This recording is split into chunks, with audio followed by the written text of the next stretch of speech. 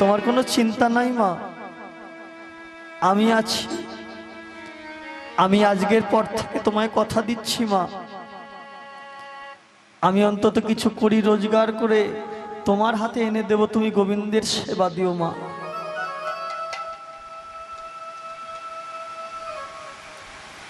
গোয়ালা ঘরের ছেলে কি কাজ করবে? গরু চড়ানো ছাড়া কোনো কাজ গোয়ালা ঘরের ছেলেরা করতে পারবে না। এখন সব ধর্মে সমস্ত কিছু কাজই সবাই করছে, কিন্তু একটা সময় ছিল জাতি ব্যবসার একটা ব্যাপার থাকতো, যে যার জাতে সে তার ব্যবসা করত। তাই গোয়ালার ছেলে গরু চড়ানোর কাজ ভালোই শিখছে ছোট্টবেলা থেকে। তাই মনে মনে ভাবছে আমি তো গোয়ালার ছেলে, গরু চড়ানোটা যদি আমি শিখতে পারি তাহলে জাতি ব্যবসাটা শিখে যাব। তাই পাশের পাড়ার মহাজনকে গিয়ে বলো, ও মহাজন। কে? ও মহাজন, আমি ওই পাশের পাড়ার বিহারি গো, এখানে কি চাই? তোমাদের তো অনেকগুলো গরু আছে, আমাকে যদি একটু চড়াতে দিতে তাহলে আমি কিছু করি নিয়ে মাকে দিতাম, গোবিন্দের সেবা দিত। মহাজন মনে মনে ভাবলো এইটুকু একটা বালক, একে দিয়ে যদি কাজ করিয়ে নিতে পারি তাহলে কিছু কম পয়সায় হয়ে যাবে। ঠিক আছে ঠিক আছে, ও গোয়াল ঘরে ও 30টা গরু আছে, ওটা নিয়ে চড়িয়ে দেবে। ছোট্ট শিশুটা বলছে, ও মহাজন, আমি তো এইটুকু একটা বাচ্চা, আমি কি অতগুলো গরু চড়াতে পারবো? তা কটা পারবে? খান 6 গরুর যদি দায়িত্ব দেন তাহলে আমি চড়াতে পারবো। এক পাশ হতে মহাজন দৃষ্টি দর্শন করছেন, আর কলির জীবকে বলছেন, রে কলির জীব দেখ, ওইটুকু একটা ছোট্ট শিশু 6টা গরু চড়াবে বলছে, আর তোদের এতখানি বয়স হয়ে গেল এখনো 6টা গরুকে চড়াতে পারলি না। আমাদের এই গোয়াল ঘরটাতে 6টা গরু আছে, যা এই গোটা জীবনটাকে ধ্বংস করে দিচ্ছে। 1 হলো কাম, 2 হলো ক্রোধ, লোভ, মোহ, মদ, মাৎসর্য। এই 6টা গরু এই গোয়াল ঘরটা তজনজ করে দিচ্ছে। আমরা চড়াতে পারছি না, কিন্তু ওইটুকু ছেলেটা 6টা গরু চড়াবে বলে আজকে মহাজনকে বললেন আমি 6টা গরু চড়াতে পারবো। মহাজন বললেন যাও যাও, তাই হবে, তবে মাইনে কিন্তু বেশি নয়, 2 আনা। 1 মাস গরু চড়াবে, 2 আনা মাইনে। সকালবেলা যাবে, আবার সন্ধ্যাবেলায় গরু নিয়ে গোয়ালে ফিরে আসবে। এই হলো তোমার কাজ। শুরু হয়ে গেল গরু চড়ানোর কাজ। সকালবেলা যায় আর সন্ধ্যাবেলায় ফিরে আসে। দেখো সকালে গো ধন লইয়া, আহা গোঠে গেল আমার বিনোদিয়া। বলি সকালে গো ধন লইয়া,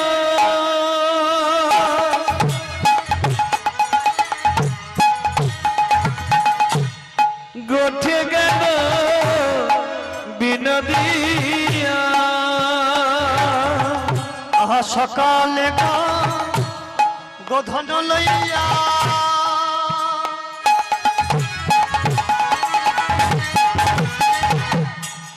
গোঠে গেল আমার বিনোদিয়া। আমারি রে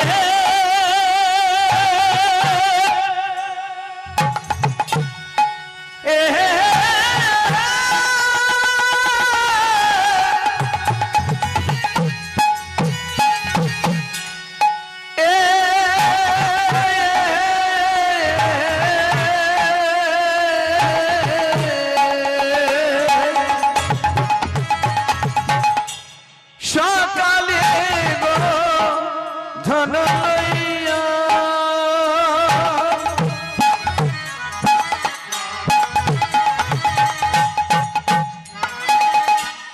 গোঠে গেল বিনোদিয়া। আমার দিয়া সিংহা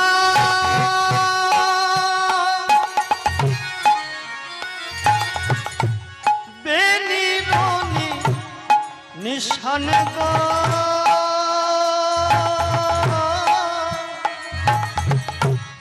দিয়া সিংহা বেনি রনি দিঙাছি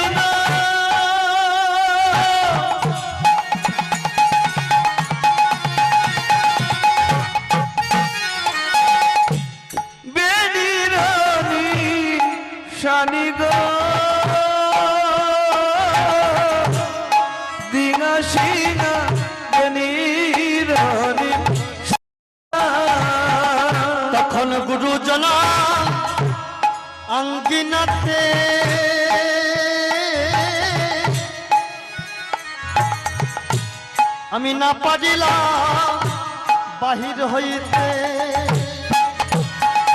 তখন গুরুজনার আঙ্গিনাতে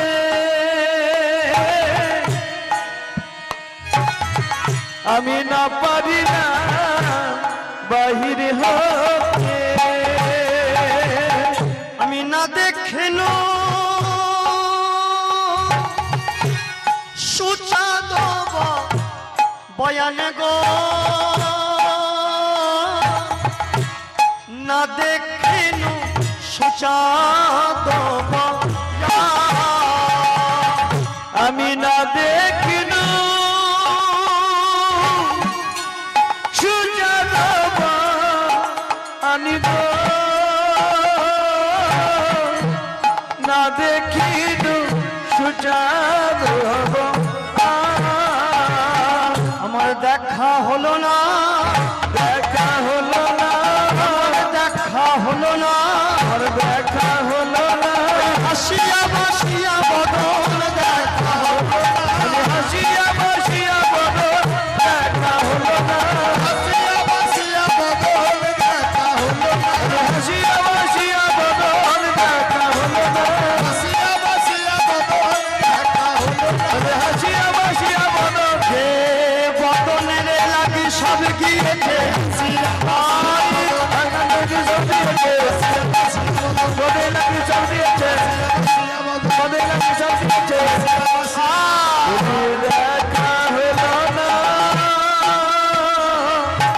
সখিরে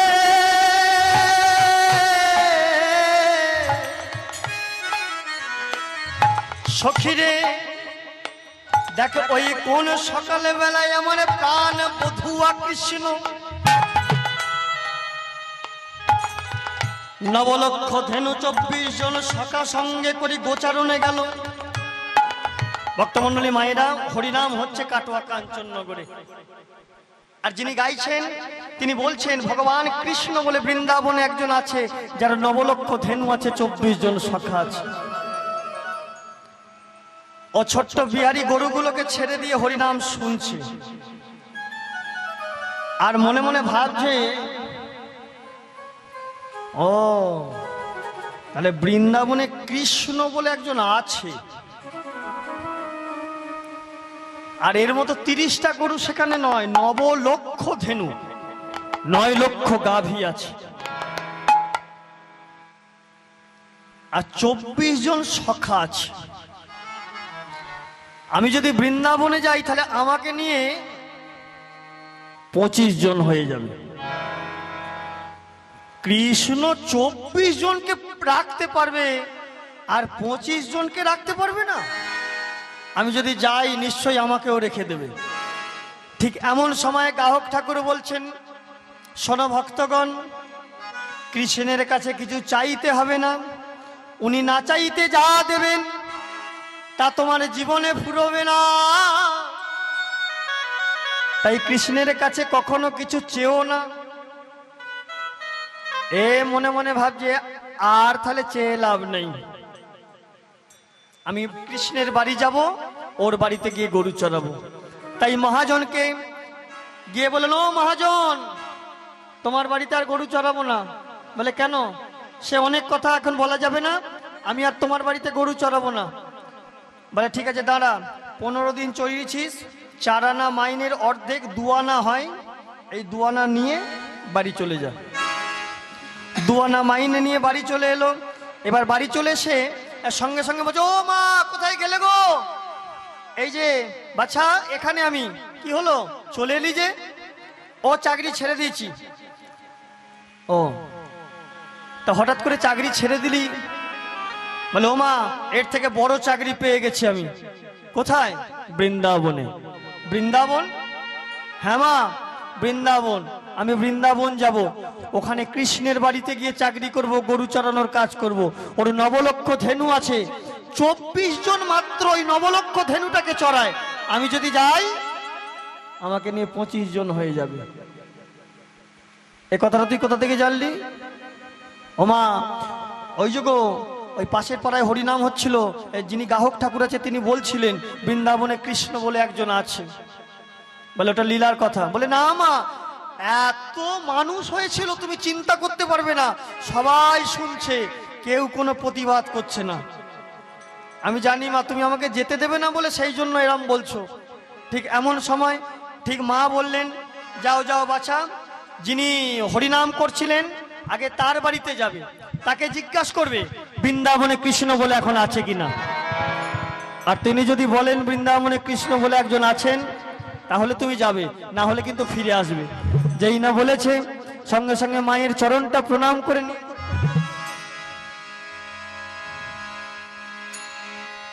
এই বাছা, প্রণাম করলি যে? ও মা, গাহক ঠাকুর যদি বলে বৃন্দাবনে কৃষ্ণ বলে একজন আছে, তাহলে তো আমি ওখান থেকেই বৃন্দাবন চলে যাব, আর তো তোমার সঙ্গে আমার দেখা হবে না মা। চরণ দুটি প্রণাম করে আস্তে আস্তে মায়ের কাছ থেকে বিদায় নিচ্ছে সন্তান। চিরবিদায় নিয়ে আমি চলে যাব, ওগো আমার মা। চিরবিদায় নিয়ে চলে যাব, ও গো আমার মা। চিরবিদায় নিয়ে চলে যাব, ও গো আমার মা। বিদায় জননী, বিদায় জননী, চিরবিদায় জননী, বিদায় জননী, চিরবিদায় জননী, বিদায় জননী,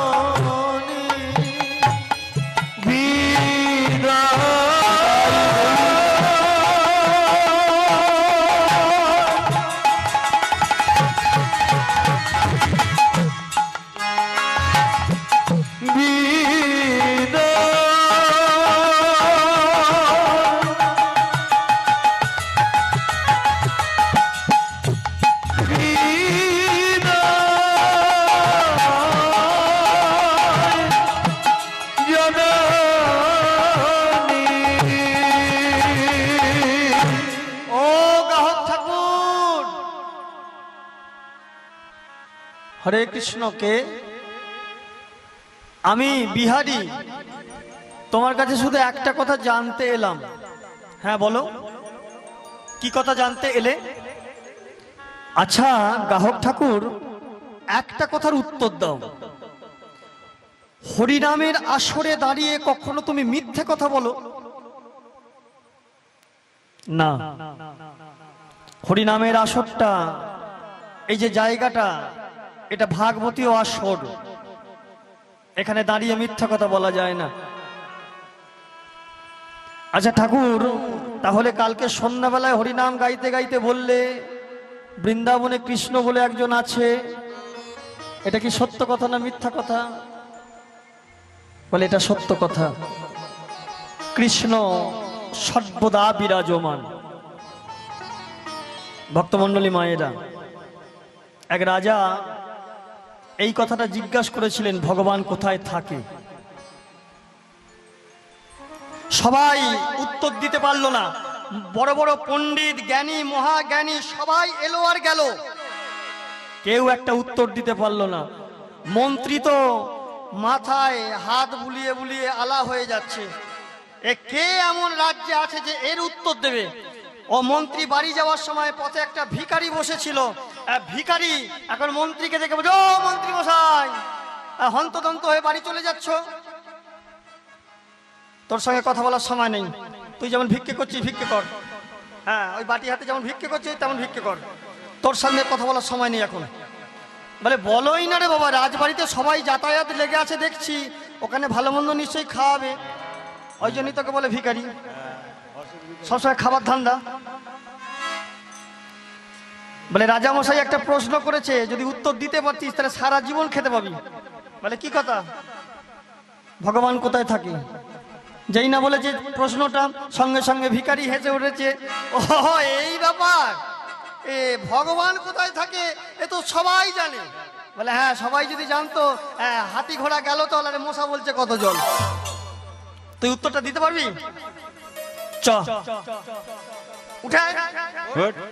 এই, হ্যাঁ ঠিক করে বল, পারবি তো?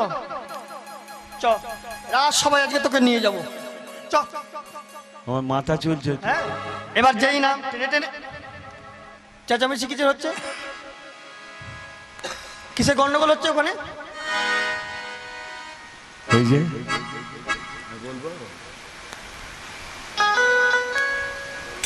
ওটা কে?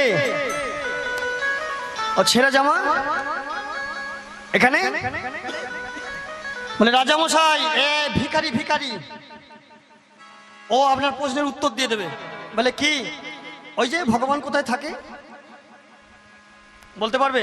বলে হ্যাঁ, কেন বলতে পারবো না, কিন্তু অনেক দূর তেতেপুরে এলাম, যদি এক গ্লাস শরবত খাওয়ান তাহলে ভালো হয়। এ মন্ত্রী মনে মনে ভাবছে ভিখারি শুধু খাবার ধান্দাই শুরু করেছে, খাবো খাবো করে। কেন যে একে নিয়ে এলাম, এবার রাজামশাই মনে হয় আমার গদ্দান নেবে। এ কে আছিস? এ ভিখারির জন্য এক গ্লাস শরবত নিয়ে আসে দে। একটা দাসী এসে এক গ্লাস শরবত দিল। ভিখারি শরবতের গ্লাসটা হাতে নিয়ে বলছে, রাজামশাই এ তো জল, এ শরবত কোথায়? মন্ত্রী বলছে এই জন্যই তোকে লোকে ভিখারি বলে, ওটা খেয়ে দেখ তবে তো বুঝতে পারবি। যেই না বলেছে খেয়ে দেখ, সঙ্গে সঙ্গে রাজামশাইকে ভিখারি বলছে, রাজামশাই এ উত্তর হয়ে গেল। বলে কি উত্তর হয়ে গেল? আপনি আমাকে দিয়েছেন শরবত, কিন্তু আমি সেটা মুখে দেওয়ার আগে পর্যন্ত দেখছিলাম জল, ওর ভিতর চিনি আর যে নুন গোলা আছে সেটা আমি চোখে দেখতে পাই নাই। যতক্ষণ না আমি ওটা খেয়ে দেখছি ততক্ষণ বুঝতে পারা যাচ্ছে না ওটা জল না শরবত। ঠিক তদ্রূপ ভগবান সর্বত্র বিরাজমান, যতক্ষণ ভক্ত তাকে ভক্তির চুমুক না দিচ্ছে ততক্ষণ ভক্ত বুঝতে পারবে না ভগবান কোথায় থাকে। নিতাই গৌর প্রেমানন্দ।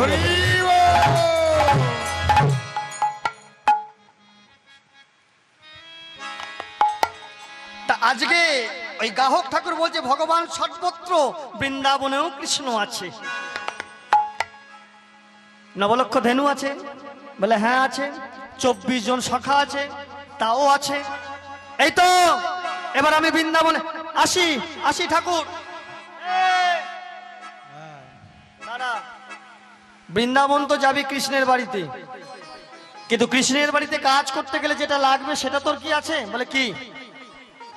গুরু দীক্ষা।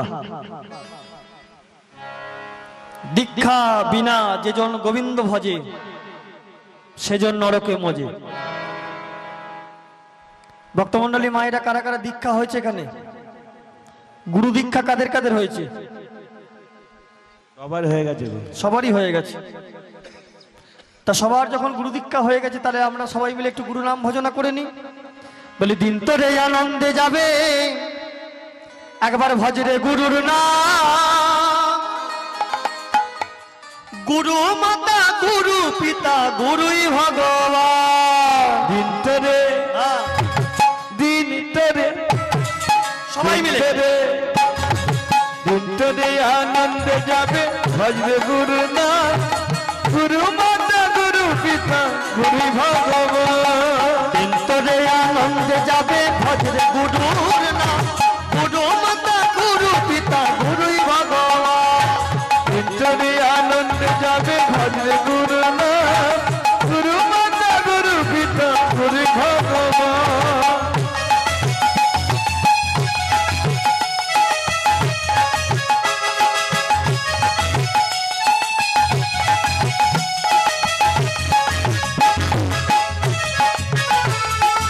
দুটি বাহু তুলে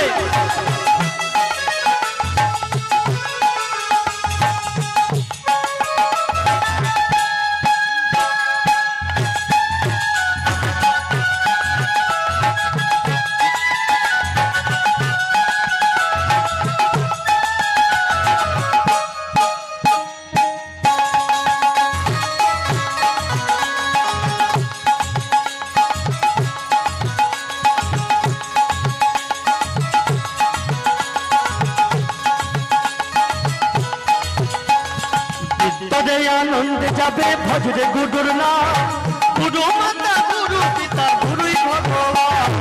অন্তরে আনন্দ যাবে ভজরে গুরু নাম, গুরু মাতা গুরু পিতা গুরু ভগবান।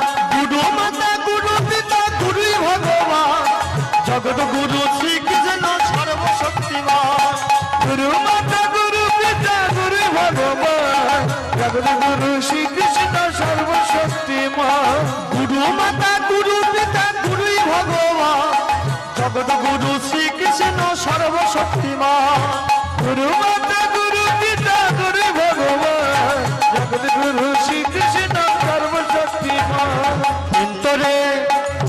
তিন্তরে আনন্দে যাবে ভজরে গুরুর নাম, গুরু মাতা গুরু পিতা গুরুই ভগবান। হে ভগবান তাই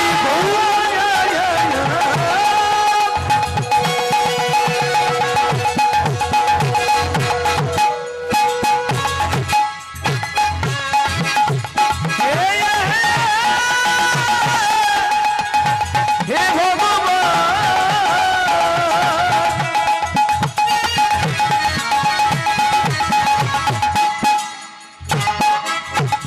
হে ভগবান, হে কৃপাময়, হে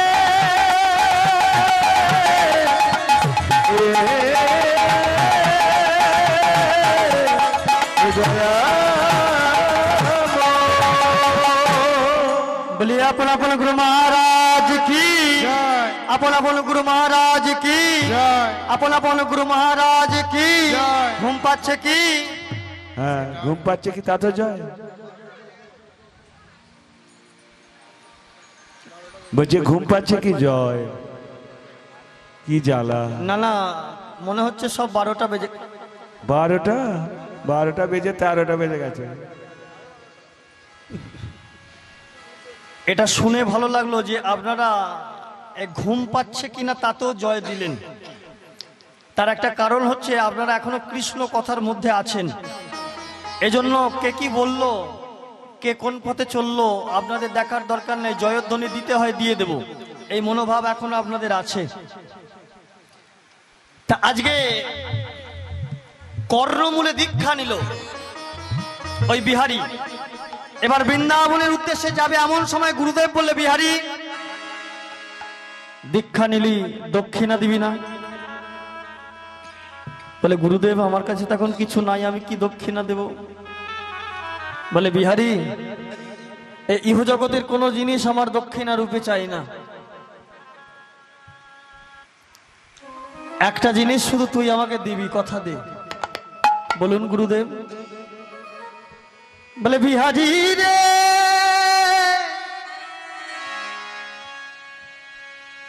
তোর যদি ওই বৃন্দাবনে কখনো যদি কৃষ্ণের সাথে দেখা হয় বিহারী, কৃষ্ণের সাথে দেখা হয় বিহারী, ওরে বিহারী রে এই শুভক্ষণে তুই আমায় কথা দে বিহারী, যেদিনই তোর কৃষ্ণের সাথে দেখা হবে তুই শুধু তোর কৃষ্ণকে একবার বলবি, যেন চরণ তলে না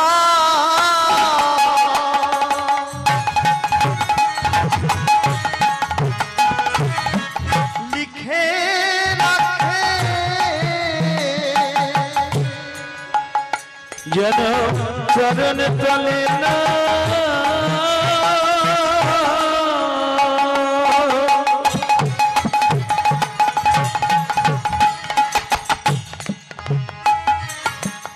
লিখে রাখে,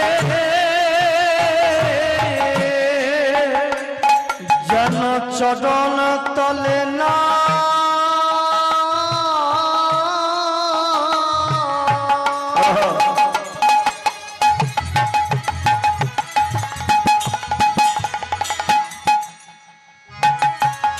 লিখে রাখে, ওরে বিহারী রে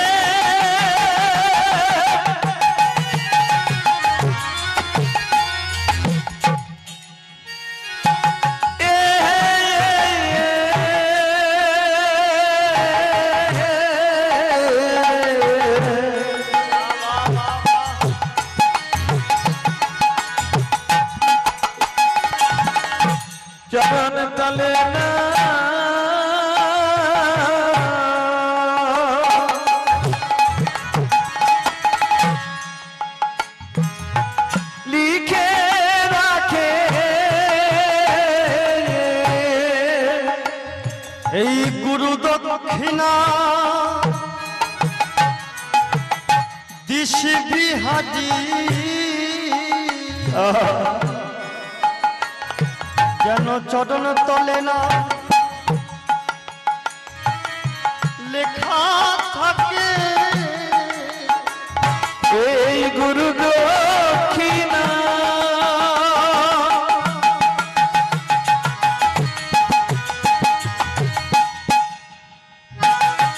দিশ বিহারি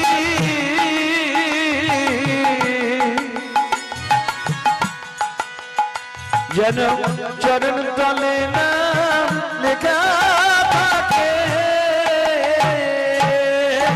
তাই হবে গুরুদেব, আমার কৃষ্ণর সঙ্গে দেখা হলেই বলবো তোমার নামটা যেন চরণতলে লেখা থাকে। বেশ, গুরু দক্ষিণা নিয়ে আজ গুরু কর্ণমূলে মন্ত্র নিয়ে আজকে বৃন্দাবনে যাচ্ছে। আজকে বিহারী শুধু একা যাবে না, আমরা সবাই মিলেই যাব বৃন্দাবনে বিহারীর সাথে সাথে। দেখবো বৃন্দাবনে বিহারী কি করে। ওরে বৃন্দাবনে কে কে যাবি আয়, ওই রাধা রানীর প্রেমের দুনিয়া। বৃন্দাবনে বৃন্দাবনে সবাই মিলে